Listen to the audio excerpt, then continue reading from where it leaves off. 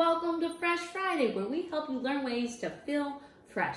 Today we're going to continue our topic from last week about gut health, but specifically we're going to focus on prebiotics. You've probably heard prebiotics, probiotics, maybe even heard of postbiotics. Gets pretty complicated, so we're just going to take prebiotics today and focus on it. Like I said, it can get pretty complicated. There's been tons of research done on this. As always, we like to bring you the summarized quick tips, and then if you really want to go deeper, have at it, go research it. I do encourage you to do that because there is so much information out there that is so interesting about your gut health and the specific science, the in-depth science of how that's affecting your brain, your weight, your health, your immune system. So if you want the nitty-gritty science, I encourage you to research this on your own. But we are here with a summary of prebiotics and how that can help your body. We know you are busy and you've got a lot going on, so we feel like if we can give you the synopsis of what we've been learning, that is more helpful to you, and then you can always research more if you have time. So prebiotics, what are they? They are plant fibers that help your digestive system work by helping healthy bacteria grow in your gut. Basically, prebiotics are feeding the healthy gut, which are allowing your gut to do its job and help you feel better overall. So inside your gut, there's 1 to 3 pounds of bacteria and things. That's crazy. It's a tiny part of your body, but affects so much. And those bacteria in there are like an army, and you've got good bacteria and bad bacteria, and they're fighting. And so if you're feeding the bad bacteria, there's more of a chance for them to win. And if you're feeding the good bacteria with prebiotics, there's more of a chance for them to win. So your gut is like a war zone. You have 2 armies, the good bacteria and the bad bacteria, and they're at war with each other. Now you have different battles, and sometimes the good bacteria wins the battle and sometimes the bad bacteria wins. But it's most likely that the one that you're feeding is gonna win more battles. And even when the one that you're feeding loses a little, at least it's not gonna lose as bad. So let's talk about what feeds the bad army. That's gonna be sugar, artificial sweeteners, a lot of other things, but those are the 2 really main things that are feeding your bad army. That's oversimplified, but for now I want you to think of sugar and artificial sweeteners as things that are feeding the bad army.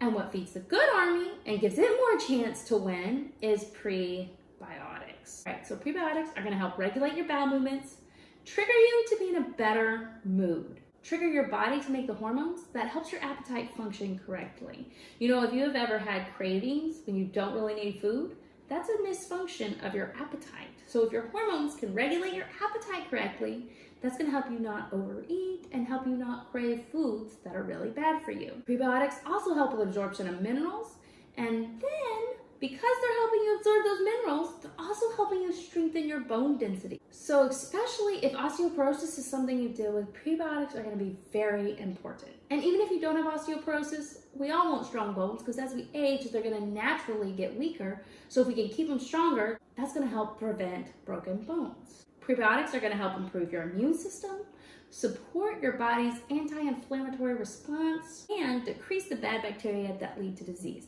So not only are prebiotics going to make that army stronger, but they're gonna actually make the bad bacteria army weaker because it's not getting fed, but there are also not gonna be as many of them in there. It's a lot easier to win a war when you have the biggest, healthiest army, right?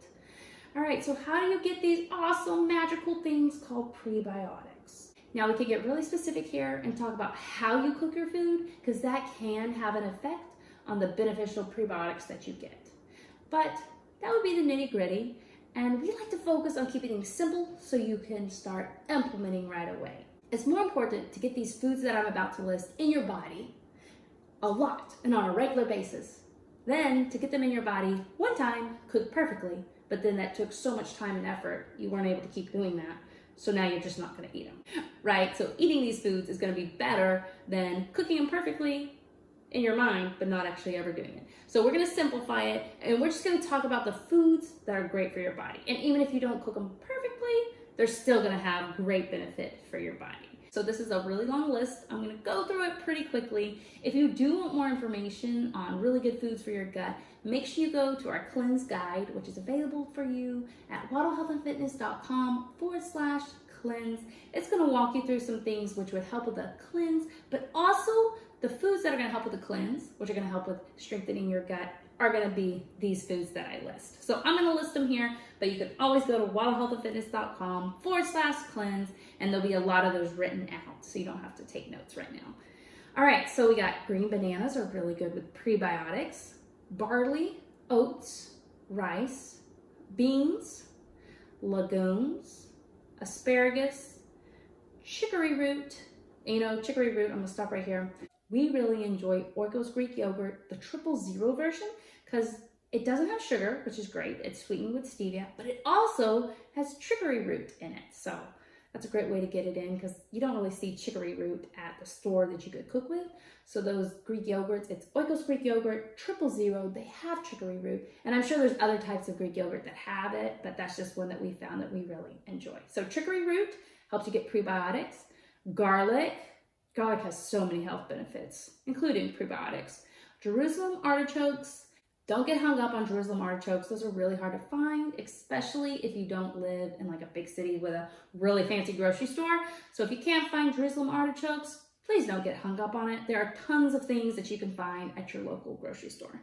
Leeks, onions, apples, apricots, carrots, green beans, peaches, raspberries, tomatoes, and potatoes. Now, adding more of these foods with prebiotics into your diet can increase gas and bloating. So as you add these new foods, try to add a few at a time so that it can help you regulate your body, but also not have those negative side effects. It is worth it in the long run, but just keep that in mind that you might not want to add them all right away if you haven't been eating any of these foods in the past. You know your body, you know how you need to adjust. Just be careful that going all in could create some bloating and gas.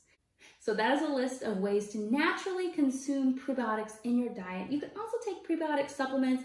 I enjoy taking a Prebiotic, which has pre, pro, and postbiotics all in one. It's a quick soup. I enjoy that. I definitely encourage you to get these in naturally, but since we're not perfect and it's hard to eat a perfectly clean diet, supplementing is sometimes a good thing to consider, especially with things like this, which is so powerful for your gut health. Thank you so much for joining me for Fresh Friday, where we talk about ways to keep you feeling fresh. I hope you have a great day, and we will see you next Monday.